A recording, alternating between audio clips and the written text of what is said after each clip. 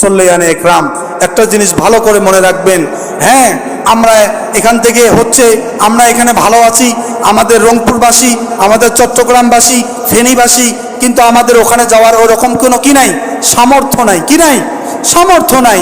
এরকমভাবে দেখা যায় বিভিন্ন সময় বিভিন্ন জায়গায় কালেকশন করা হয়, বিভিন্ন ফাউন্ডেশনের মাধ্যমে সেখানে যাওয়া হয়, বিভিন্ন সংগঠনের মাধ্যমে সেখানে সহযোগিতার জন্য কি হয়, যাওয়া হয়, হয় কি হয় না? আমরা কি করব?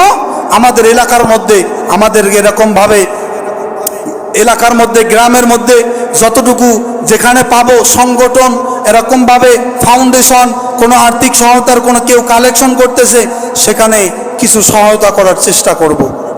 কি করব? সহযোগিতা করার চেষ্টা করব।